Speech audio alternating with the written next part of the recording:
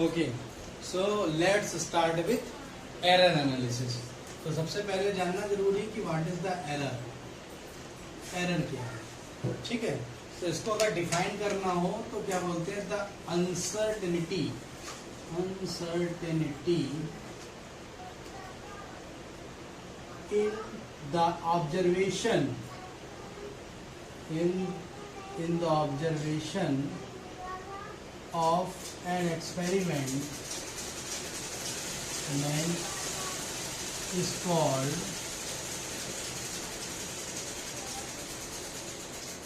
क्या कहते हैं, एरर। यानी कि जब कोई एक्सपेरिमेंट हम लोग करते हैं तो उसमें क्या करेंगे, अगर मेजरमेंट कर रहे होते हैं तो उसमें जो अनसर्टेनिटी हो, अब कैसे ये कैसे पता चलेगा।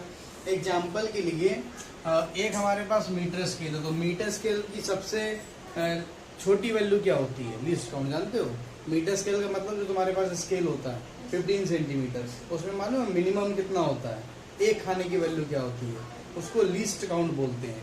जैसे कि आपका स्केल है, जिससे आप नापते हैं, तो जो एक खाना आता है ना, उस एक खाने को बोला जाता है लीस्ट काउंट। ठीक है, तो लीस्ट काउंट कितना है, तो लीस्ट काउंट है 0.1 सेंटीमीटर। ये least count of metre scale. ठीक, तो least count of metre scale कितना हो गया, 0.1 सेंटीमीटर हो गया। यानी कि हम मीटर स्केल से कम कितना मेजर कर सकते हैं, 0.1 सेंटीमीटर, इससे कम नहीं कर पाएंगे, गलत हो जाएगा। ठीक, फिर इसके बाद दूसरी चीज आती है, अभी आप जब लैब में आएंगे तो देखने को मिलेगी, एक आता है वर्नियर कैलिपर्स। नाम सुना है? तो नाम आपने सुना होगा वर्नियर कैलिपर्स। तो वर्नियर कैलिपर्स क्या करता है, 0.01 सेंटीमीटर तक की चीजें नापता है। तो मीटर स्केल कितना नाप रहा था, 0.1 सेंटीमीटर, और वर्नियर कैलिपर्स कितना नाप लेगा, 0.01 सेंटीमीटर।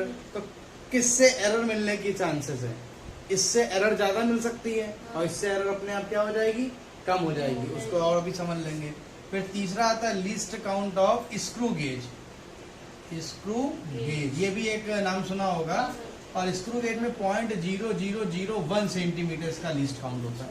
यानी कि किसी स्क्रू गेज से कम कितना नाप सकते हैं, 0.001 सेंटीमीटर के ऑर्डर की चीज को हम लोग क्या कर सकते हैं, नाप सकते हैं।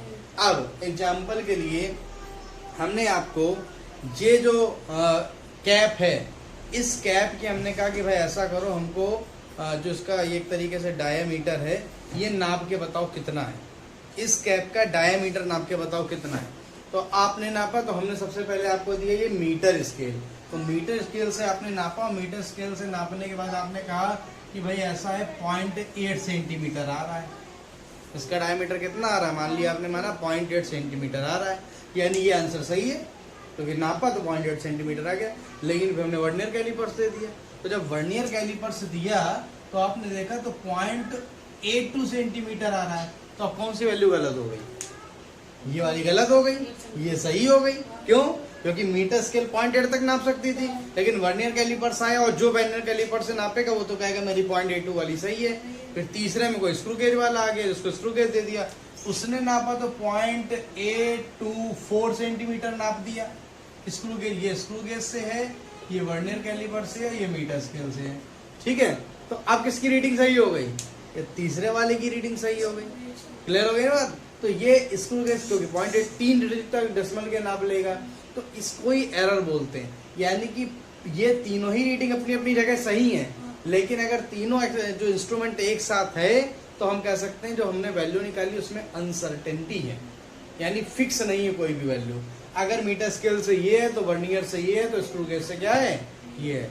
क्लियर हो गई ना बात। तो इसको ही बोलते हैं क्या, एरर बोलते हैं। अब एरर को बेसिकली दो पार्ट में डिवाइड किया जाता है। एक तो होती है सिस्टमैटिक एरर, सिस्टमैटिक एरर्स, ठीक, और दूसरी होती है रैंडम एरर्स। बेसिकली ये दो टाइप में इसको कैटेगराइज करते हैं, करने को बहुत कर सकते हैं, लेकिन वो यहाँ का विषय नहीं है, वो प्रैक्टिकल की बात है, प्रैक्टिकल के दौरान करी जाएंगी। तो सिस्टमैटिक एरर का क्या मतलब, फॉर एग्जाम्पल एक गलती हुई एक्सपेरिमेंट में, वो सिस्टम में बनी रहेगी, वो लास्ट तक रहेगी। फॉर एग्जाम्पल आपकी घड़ी 5 मिनट पीछे हो जाए, भाई एग्जाम्पल के कई बार होता है ना, सेल जब क्या होते हैं धीमे हो जाते हैं, सेल खत्म होने वाले होते हैं, तो फिर लेट घड़ी चलने लगते हैं। कहते नहीं देखो 15 मिनट लेट चल रही घड़ी, तो 15 मिनट लेट होने का मतलब वो हर समय 15 मिनट लेट चलेगी। यानी कि मान लो अभी बज रहा है 4 और वो बता रही है कितने बजे हैं, 4:15 बज रहे हैं मान लो, भाई आपकी घड़ी में 4:15 दिखा रहा है, फिर आपने या 3:45 दिखा रहा है, बज गए 4, वो दिखा कितना रहा है, 4:45 दिखा रहा है। फिर जब 5 बजेंगे तो 4:45 दिखाएगा, 6 बजेंगे 6:45 दिखाएगा, 7:15 है तो 7 दिखाएगा। 15 मिनट की एरर हर बार देगा कि नहीं देगा, इसको बोलते हैं सिस्टमेटिक एरर। जो सिस्टम में ही लगातार चलती रहती है, जब तक सेल नहीं बदलेंगे तब तक वो खत्म नहीं होगी। दूसरी होती है रैंडम एरर। ये रैंडम एरर में बहुत सारी तरह की अलग है, जैसे least count error. Least count error वाला एक एग्जांपल हमने दिया ना यहाँ पर, कि लीस्ट काउंट अगर आपको सही किसी चीज का नहीं मालूम है तो उससे मेजरमेंट हम ठीक नहीं कर सकते। हमको एक ऐसा स्केल दे जो कम से कम जो नापता है, मान लो 1 मिलीमीटर नापता है, लेकिन आपको नहीं मालूम है। अगर नहीं मालूम तो गलतियां करेंगे। इसके अलावा भी बहुत सारी चीजें हैं, जैसे कुछ एक्सपेरिमेंट जब किए जाते हैं तो बिल्कुल उनको परपेंडिकुलर ऐसे देखना जरूरी होता है। जैसे कुछ यहाँ पे स्केल है और ये ऐसे बिल्कुल है मान लो, तो एकदम परपेंडिकुलर देखेंगे तो रीडिंग सही मिलेगी, लेकिन हल्का सा टेढ़ा मेढ़ा हो गए तो वो बिल्कुल रीडिंग क्या सही बताएगा, नहीं बताएगा। ऐसी एरर्स को क्या बोलते हैं हम लोग, रैंडम एरर बोलते हैं। तो ये एक दो तरह की, एक सिस्टमैटिक एरर होती है और दूसरी क्या होती है, रैंडम एरर होती है। यहाँ पर कोई लिखने की जरूरत नहीं है। तो ये बेसिकली कैटेगरी हो जाती है। देन फिर इसके बाद में जो है 2 वर्ड और जिक्र आता है। एक तो आपका होता है एक्यूरेसी, एक्यूरेसी, और एक होता है वर्ड प्रिसीजन।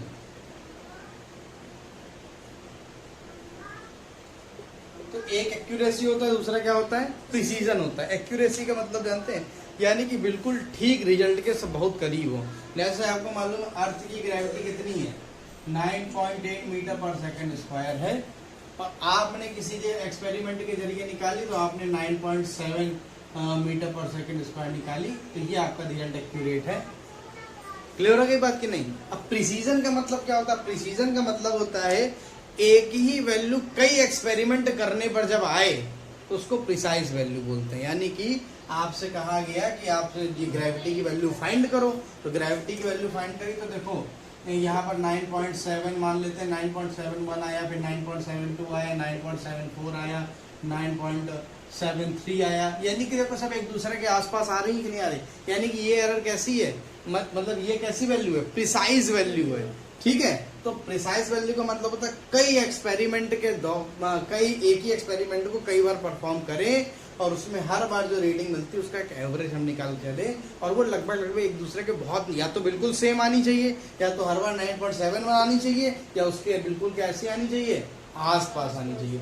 लेकिन कभी भी आप ये नहीं कह सकते कि कोई वैल्यू प्रिसाइज है तो वो एक्यूरेट भी होगी, है ना। क्योंकि अभी आपने क्या, एक्यूरेसी का मतलब तो तय है कि आप एक्चुअल वैल्यू के बहुत करीब होंगे, लेकिन प्रिसीजन के दौरान ये ध्यान रखा जाता है वो ट्रू वैल्यू पे डिपेंड नहीं करती है। अब आपने ऐसे ही एक्सपेरिमेंट कर लिया, ग्रेविटी पता चला, आपने 8 निकाल ली ग्रेविटी।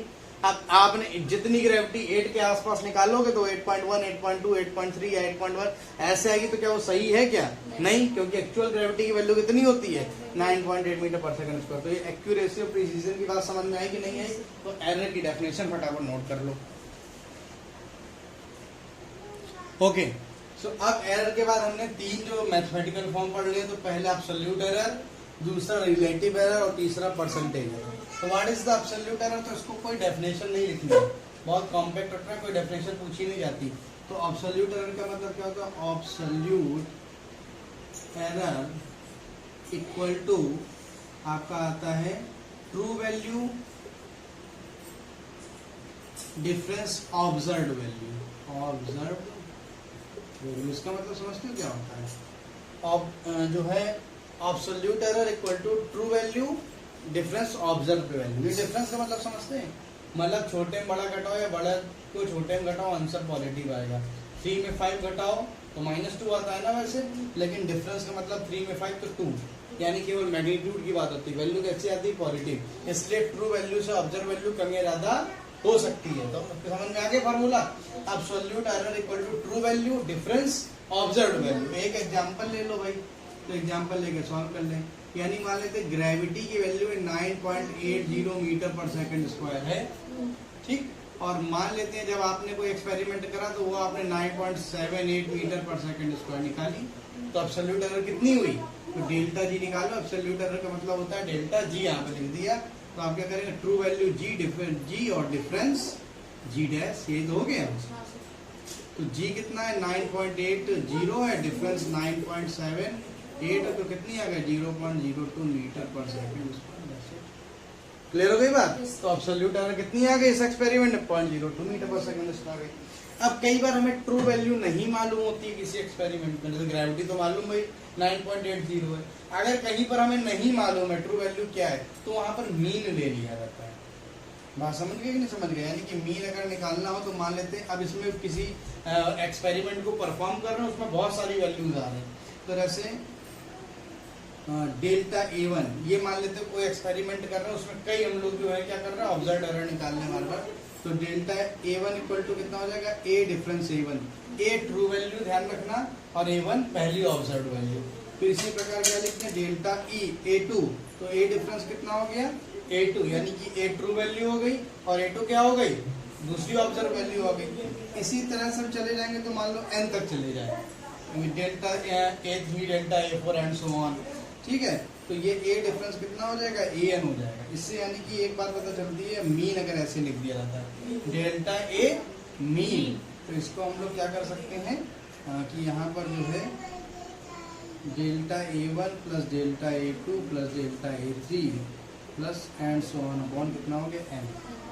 क्लियर हो गया? जितने एब्सोल्यूट एरर निकलेगी इसको उतने नंबर से डिवाइड कर दो तो आपका क्या निकल आएगा एक मीन एब्सोल्यूट एरर निकल आएगी। इसमें कोई डाउट हो तो बताओ। क्लियर हो गई बात। फिर बात आती है रिलेटिव एरर की। तो what is the relative error? तो रिलेटिव एरर कुछ खास नहीं है। रिलेटिव एरर इक्वल टू क्या होता है true value difference observed value upon true value. Clear हो गई बात। तो क्या करते हैं तो ये true value difference observe value है अपॉन इसको ट्रू वैल्यू से करते हैं तो रिलेटिव एरर निकल आती है। या इसको और करके दूसरे रूप में भी लिख सकते हैं relative error equal to absolute error या मीन एब्सोल्यूट एरर भी लिख सकते हैं ना। अगर कई क्योंकि जनरली देखा जाता है बहुत सारे जो एक्सपेरिमेंट जब किया जाता है तो उसमें बहुत सारे ऑब्जर्वेशन होते हैं अपॉन ट्रू वैल्यू। क्लियर हो गई बात। फार्मूला समझ में आ गया ना। तो रिलेटिव का मतलब एक दूसरे के रिस्पेक्ट में, यानी कि ट्रू वैल्यू के रिस्पेक्ट में कितनी एरर आ रही है। अब इसको मैथमेटिक्स में लिखना हो तो अगर हम मान लेते हैं मैथमेटिकल फॉर्म में लिखना हो तो रिलेटिव एरर का मतलब डेल्टा AR मान लो लिख रहे हैं, ठीक है। तो अगर डेल्टा AR हम लोग लिख रहे हैं तो मीन एब्सोल्यूट एरर का मतलब होता है डेल्टा A बार, देखो अभी बताया था, अपॉन ट्रू वैल्यू कितनी है A, तो आ गया। क्लियर हो गई ना बात। इसमें कोई दिक्कत? इसी का एक एग्जांपल कर लें तो और थोड़ा सा क्लियरिटी हो जाएगी। अब आपसे पूछ रहा है कि जो है ये जो ग्रेविटी यही वाला एग्जांपल है, ठीक। G की वैल्यू दी है 9.80 मीटर पर सेकंड स्क्वायर और G डैश की वैल्यू दी है 9.78 मीटर पर सेकंड स्क्वायर। तो आपसे क्वेश्चन ये है कि आप इसमें रिलेटिव एरर निकाल के बताइए कितनी है। तो आपको मालूम है ना कैसे करना है। तो डेल्टा G इक्वल टू हमने क्या बताया था डेल्टा GR, ये रिलेटिव एरर का है। R का मतलब relative error. Delta GR equal to delta G upon कितना होता है G। तो डेल्टा G की वैल्यू कितनी है 0.02 और G की वैल्यू कितनी है 9. बस सॉल्व कर लो। जहाँ इसको सॉल्व करा तो रिलेटिव एरर निकल आया। फिर तीसरा आता है परसेंटेज एरर। परसेंटेज एरर, तो परसेंटेज एरर कुछ नहीं होता relative error into 100, that's it, खत्म। समझ गया ना। रिलेटिव एरर में आप 100% मल्टीप्लाई करा दो तो परसेंटेज एरर बन गई, ठीक। तो यानी कि अगर रिलेटिव एरर क्या थी, यहाँ पर रिलेटिव एरर ये लिखी थी कि नहीं लिखी थी मैथमेटिकल फॉर्म में। तो अगर हमें डेल्टा AR का परसेंटेज निकालना हो तो कितना हो गया delta A bar upon A into 100। अब एग्जाम्पल लेना हो तो एक वाला एग्जाम्पल ले लो, ठीक है। तो एग्जाम्पल का मतलब अगर आपको मान लो डेल्टा GR परसेंटेज निकालना है, कितना परसेंटेज एरर आ रहा है ग्रेविटी फाइंड करने में, तो आप बड़ी आसानी से 0.02 अपॉन 9.8 इंटू कितना कर देंगे 100 कर देंगे। तो ये आ गया आपका 2 अपॉन 9.8। इसको सॉल्व करके आप ये वैल्यू निकाल सकते हैं, ठीक। 49 और ये कितना हो गया 100। तो आपका जब इसको सॉल्व करेंगे तो 2 पॉइंट समथिंग आ जाएंगे। 2%, 2% किया है। क्लियर? इसमें कोई प्रॉब्लम बिल्कुल नहीं। तो इसको फटाफट आप नोट कर लेना। ठीक,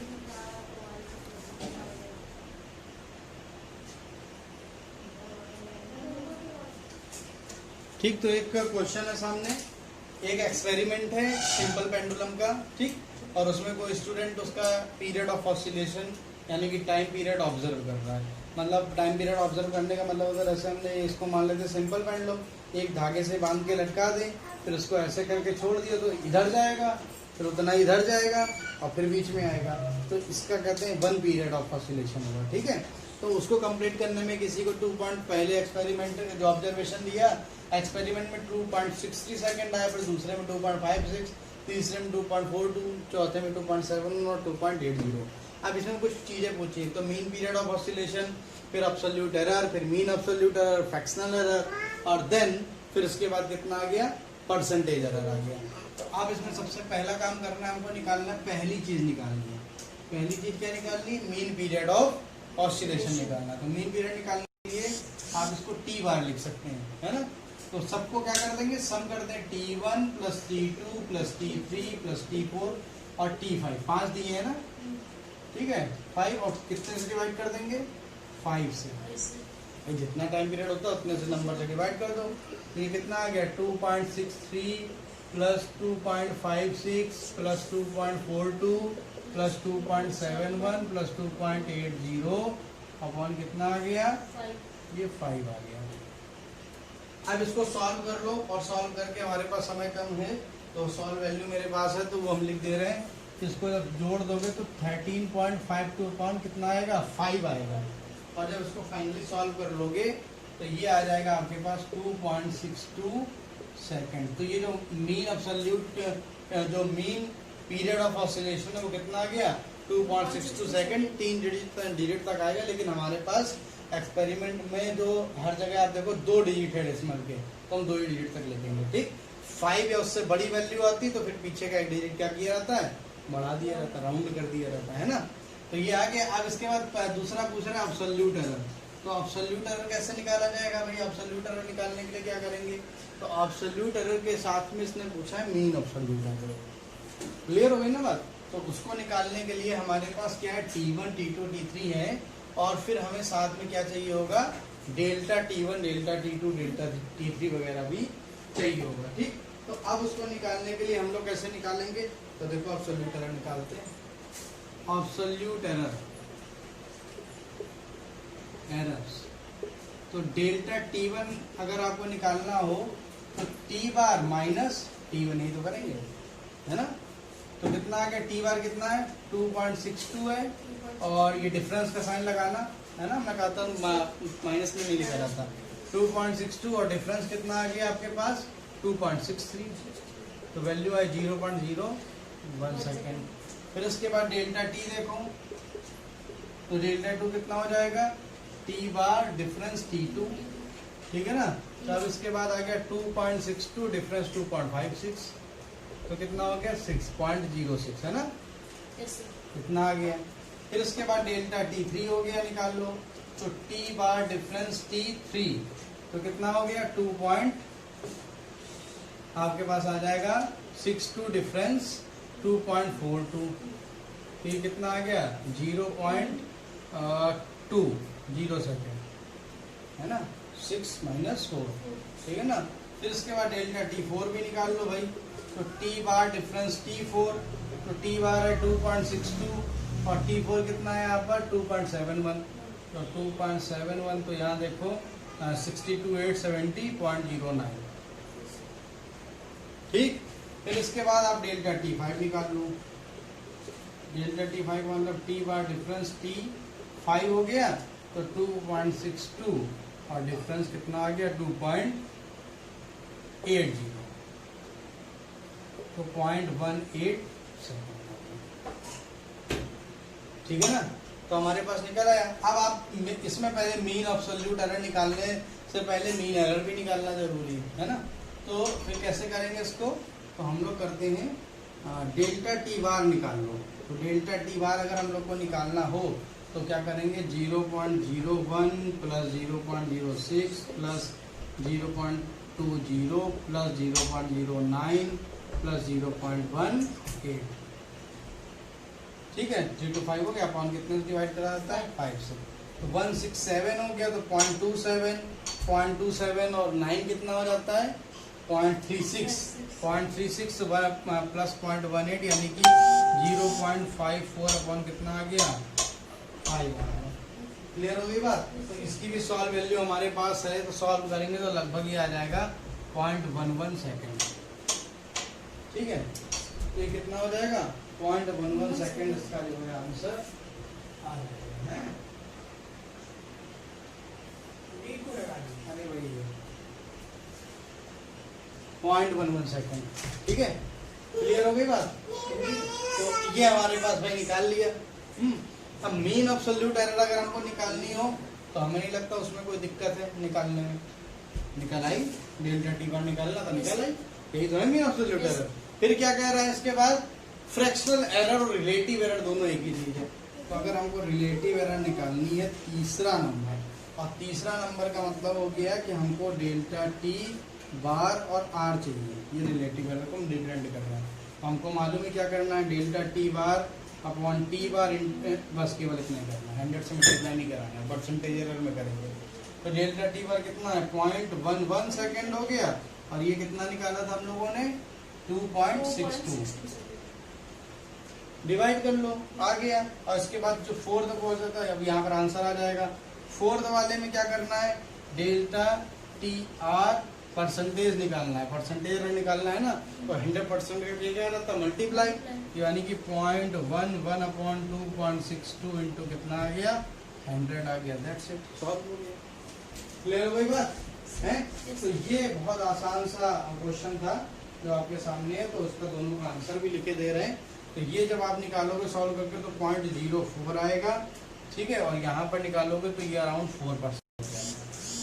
ठीक है, 0.4 इंटू 100। क्लियर। तो ये दिस इज द एग्जाम्पल।